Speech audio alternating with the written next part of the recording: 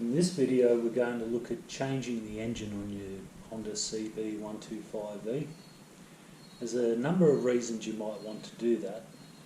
In my instance, I require a pink slip to renew my registration, and your pink slips go a lot easier if your engine numbers match the one on the registration papers. So that's the main reason I'm swapping the engine. The original engine for the bike is a 200cc unit, so I'm not really complaining anyway. Another 15cc's over the 185 test engine never hurt me. But there's a few reasons you might want to do this. One of them might be that your engine has failed, and that happens, particularly if you don't maintain it. And you might have rushed out to the wreckers and bought yourself another engine, and you need to know how to stick it in there. There's a couple of differences between my bike and a standard bike, and I'll point those out. They're mainly just the carburetor and the exhaust.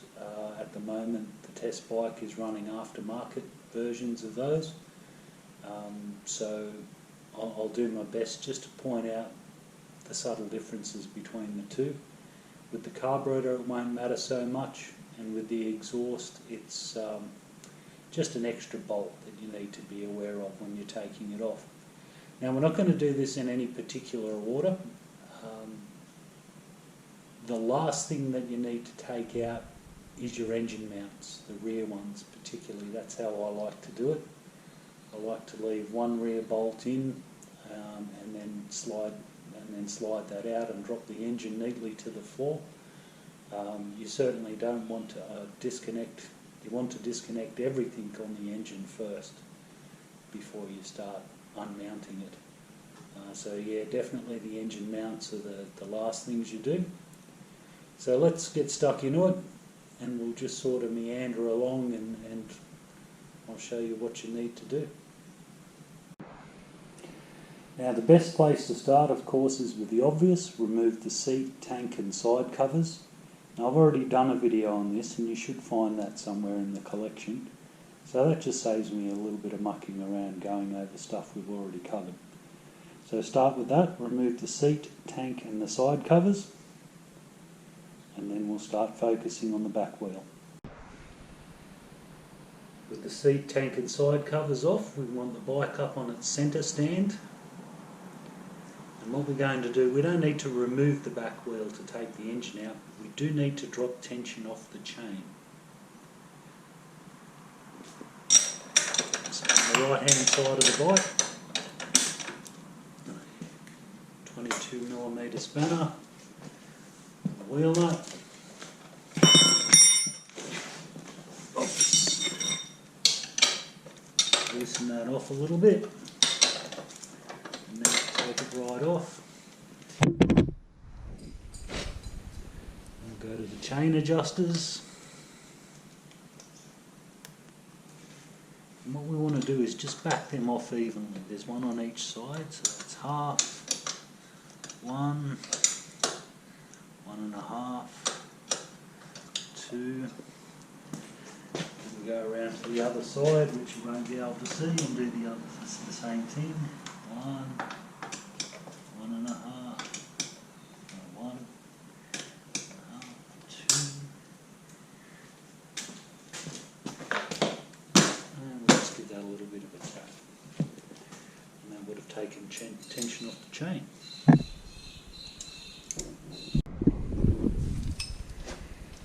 Now we have tension off the chain. We need to remove the sprocket cover for the front sprocket. And that's just those two 8mm nuts there.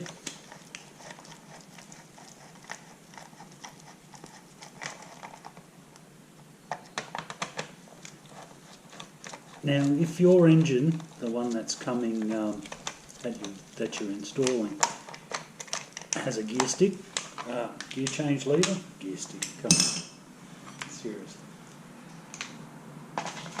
That to one side, that's fine, you can just leave it on.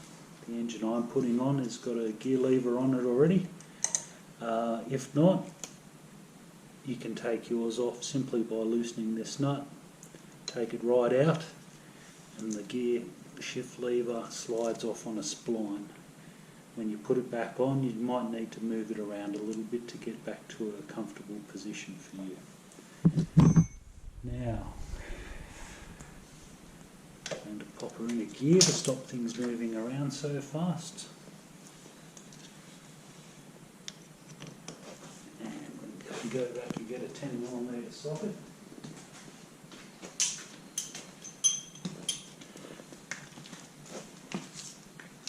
Trusty toolkit.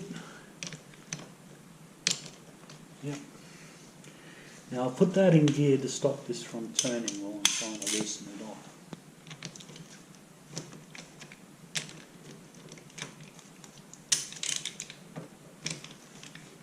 So it makes it a lot easier, particularly if yours haven't been off before or they've been over tightened.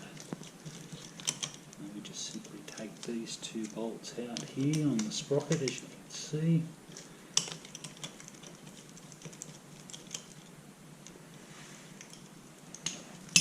Once again, this is spline, so you just need to rotate that until it comes out. Got lucky when it moved, it lined itself up, and the sprocket itself will just slide off. Taking away because we're going to use a different size sprocket on a bigger engine. This bike has standard gearing at the moment. I wanted to see how the 185 would go with the standard gearing. It goes really well.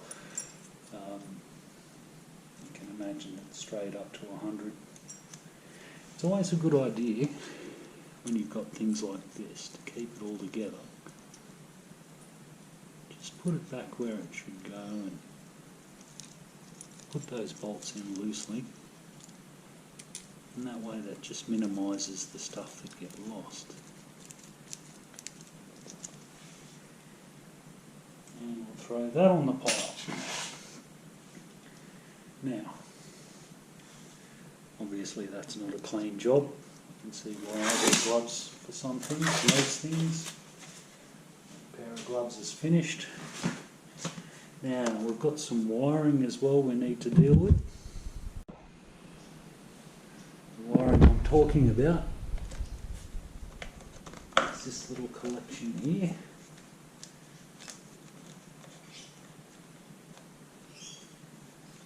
Which is basically your generator and your CDI.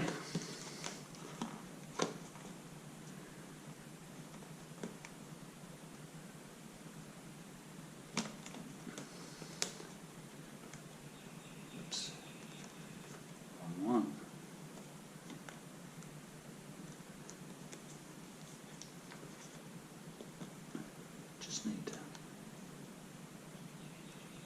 put these little gems on. We needed to do that one. I stand corrected.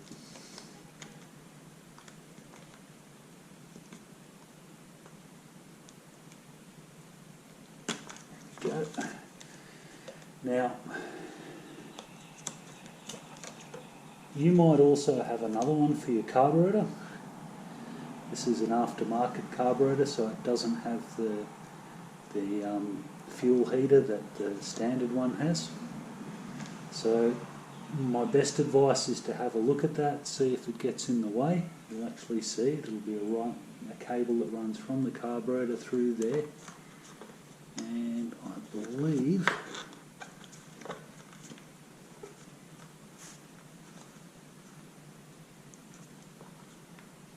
plugs into that black one there on the loom. You probably can't see all that well, but it's on the tip of my finger there inside that. So just make sure that's not going to get in the way in any way. And if in doubt, unplug it. But don't forget to plug it back in.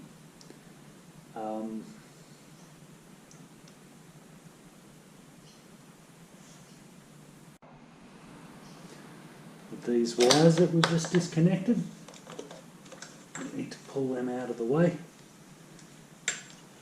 just so that they don't get wrapped in the frame when we take the engine out.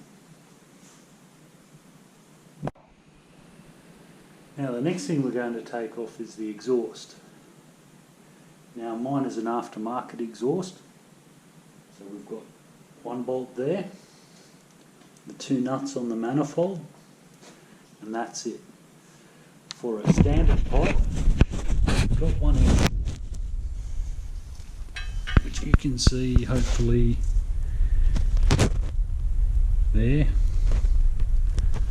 on the standard pipe. So that's one bolt there. You'll be able to reach on the other side, and it sits about there where my hand is. Okay. Sorry for the vertigo moving that around. It's out of the way.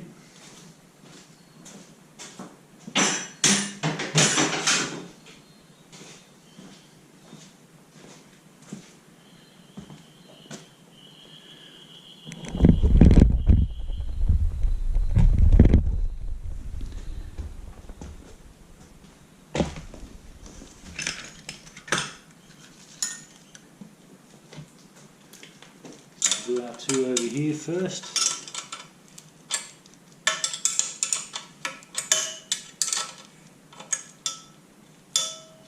Spacing them off. And the other side. Once again, loosen that off.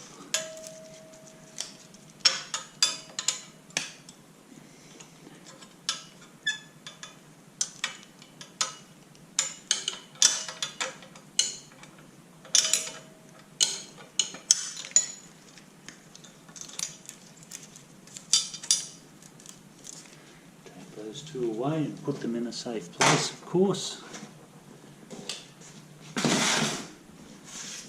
Down to the back.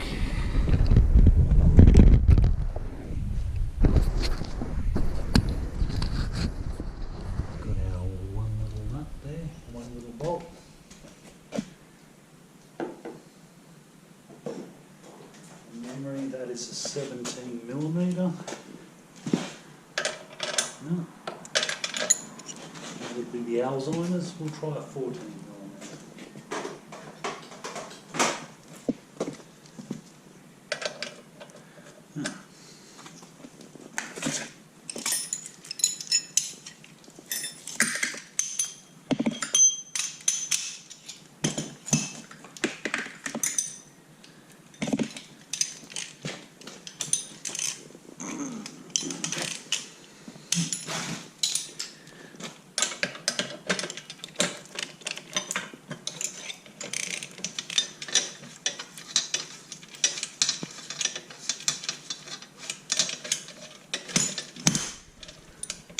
So I'm just sliding that,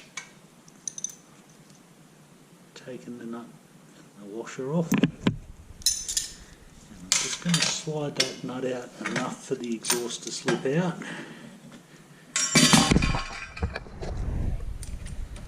And once again putting the nut back on there so it doesn't get lost. There's nothing more frustrating than losing fasteners.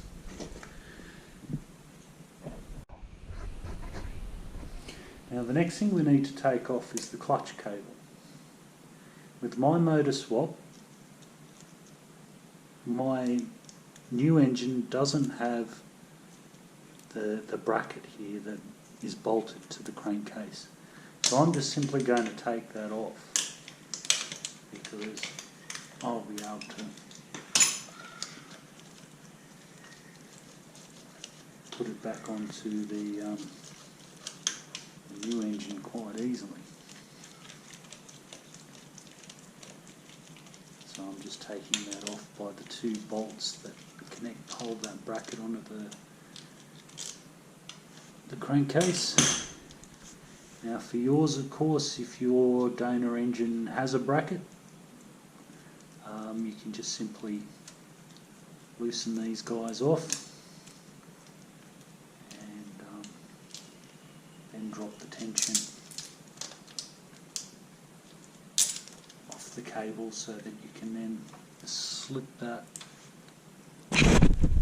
out of how it connects in, so you can sort of see that there's a groove there. So you just push it in.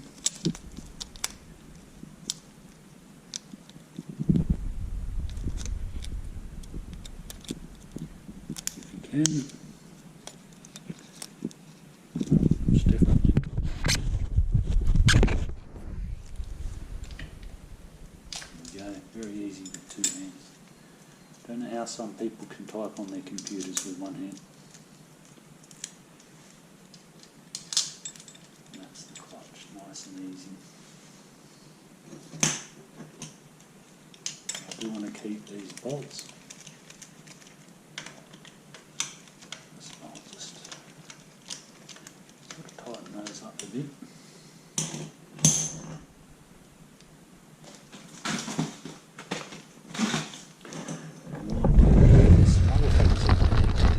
As well. And this little gem here is the cable for the starter motor. And my 10mm spanner. Just take that boot off.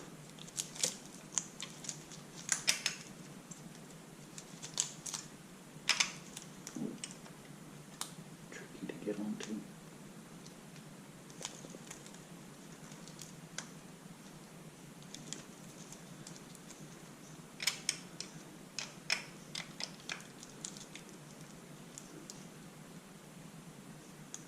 Oh.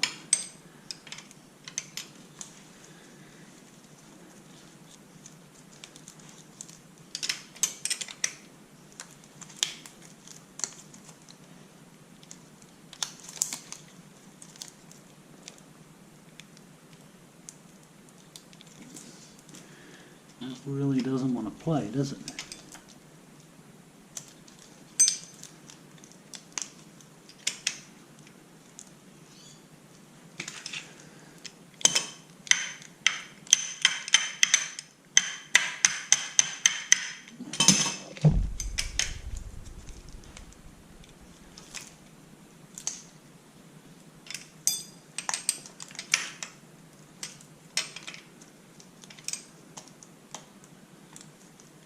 Got a spare cable somewhere.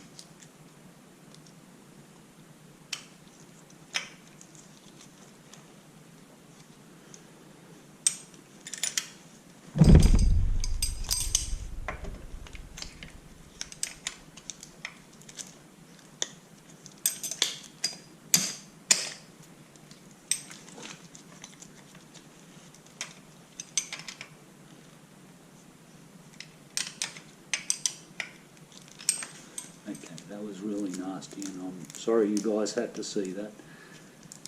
What was happening there, of course, is that there is another nut underneath for the starter motor, which I'm just tightening up now. Now that one was looser than the one holding the cable on.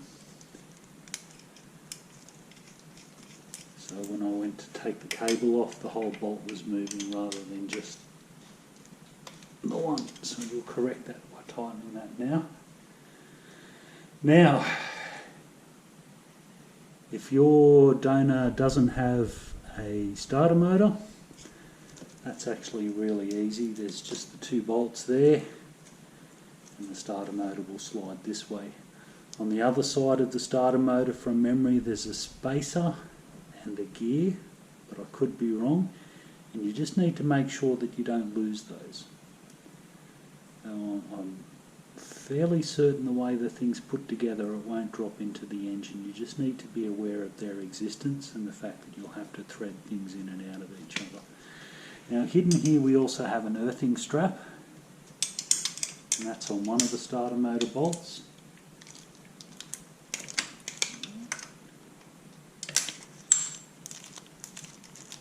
You're just going to take that guy out. That's yet another thing that would stop us from taking our engine out.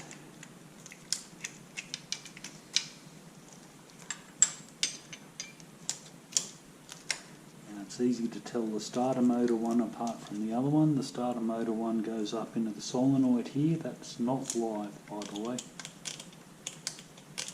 As long as you don't turn your ignition on and start and pressing the starter motor, nothing bad will happen. The earth strap, of course, is totally safe as well. Now, deeper in, you can see this little gem here, a little breather pipe. And you just need to pull on him so he comes out. It actually goes...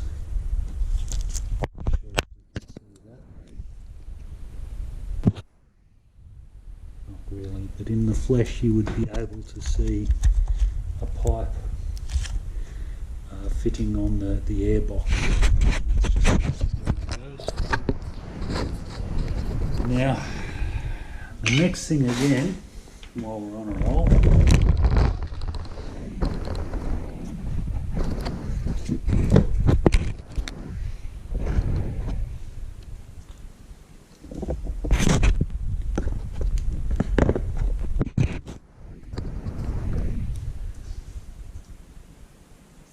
one Allen bolt, 2 Allen bolts, and that's the inlet manifold.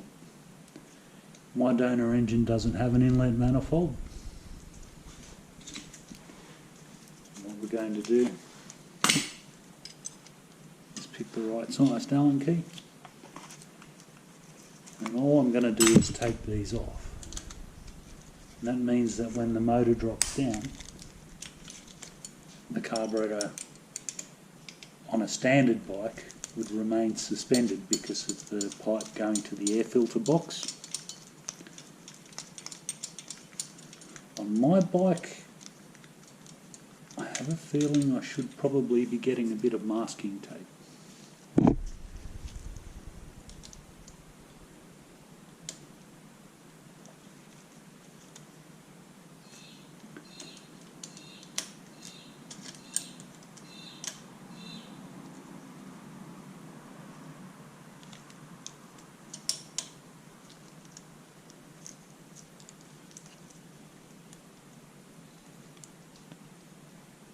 Must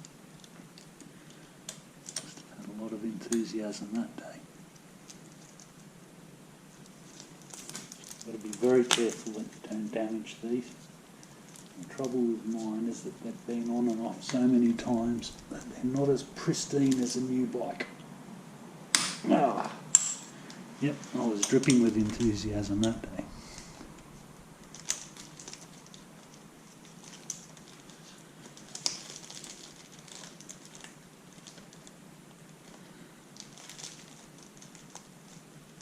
That's the beauty of an Allen key with a ball on the end of it.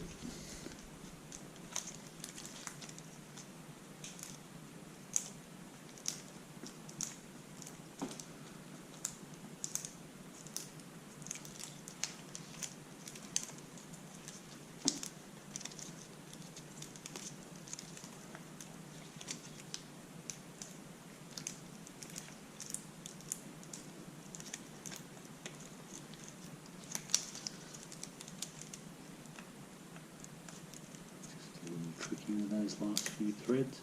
And of course that's my inlet manifold floating freely there now.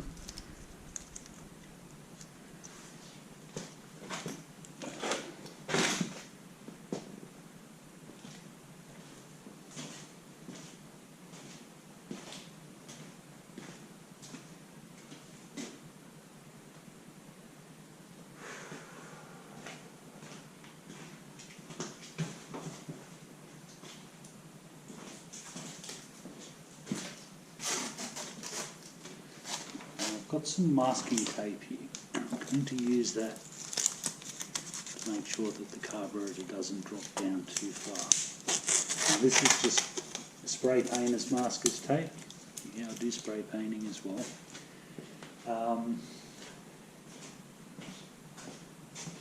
That's not really very strong stuff, but it's not going to damage any paintwork or components. Now, the next thing we need to look at, spark plug cable, up and out of the way.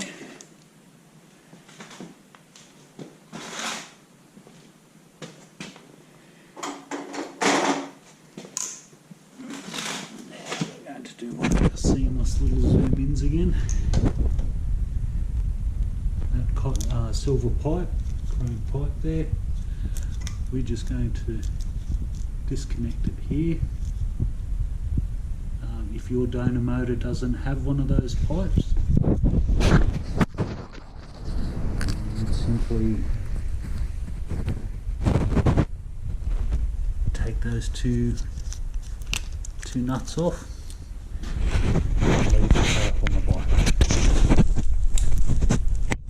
Sorry for the glue there.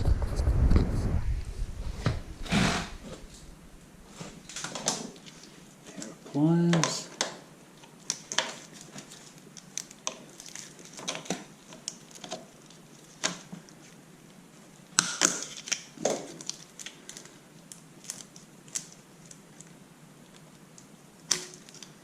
There we have it.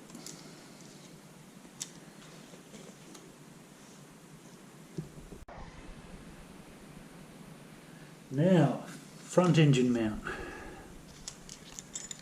We have 1, 2, 3, and probably poorly visible, and I'm sorry about the bad lighting on the underside of the bike. There it is, number 4. I just did that by feel, by the way. Okay. 12mm. You probably should have a 12mm spanner handy as well, because these bolts always turn.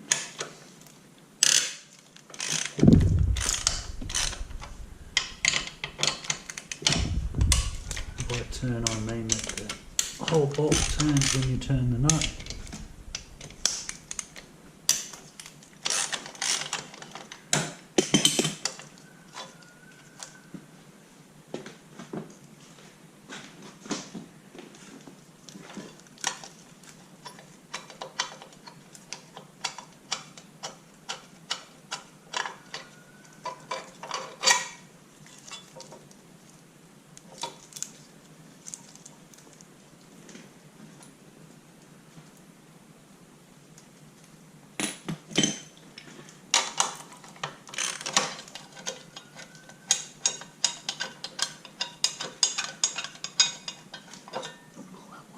Well, now just make a note of these bolts because they're actually different lengths. You don't want to be putting the short ones in the long hole at the last moment while you're trying to balance an engine or engaged in some sort of acrobatics.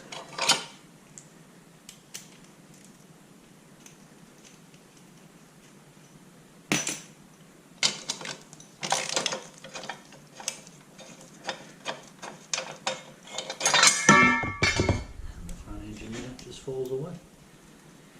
Now there isn't much holding that engine on now, is there?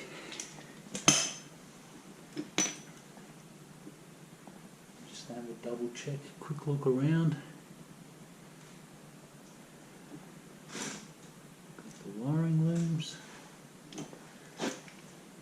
These are 14s of course.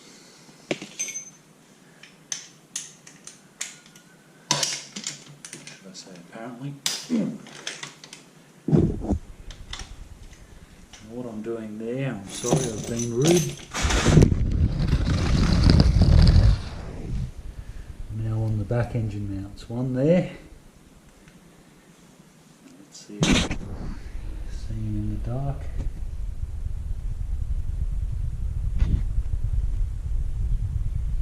That's one.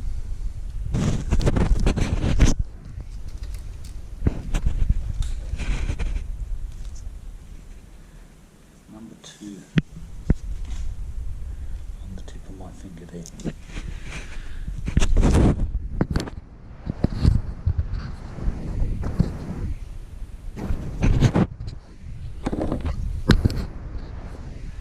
Best advice is to loosen them both, but we're going to take the bottom one out first as soon as we find it. Go.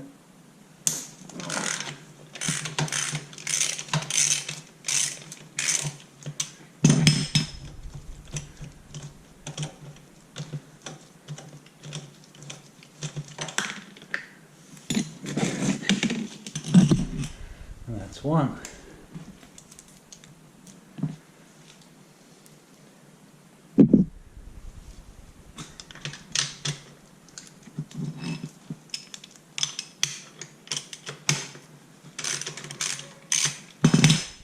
Two.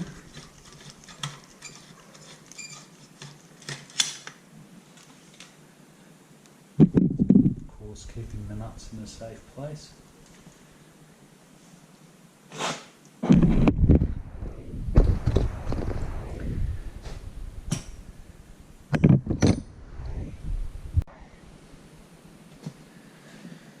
Now,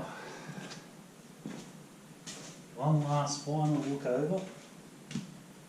Make sure we haven't forgotten anything. And then let the games begin. Just lifting the engine slightly to take the weight off the bolts. There it is. I'm going to slide the bottom back engine mount right out.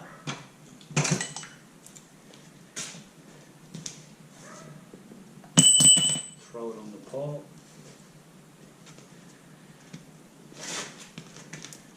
Arm underneath it. Keep your back straight, turn into yourself. The back engine mullet. And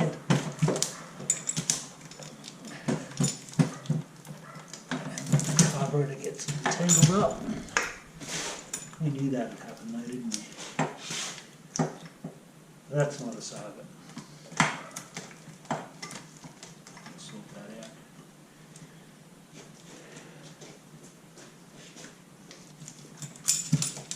And that's it.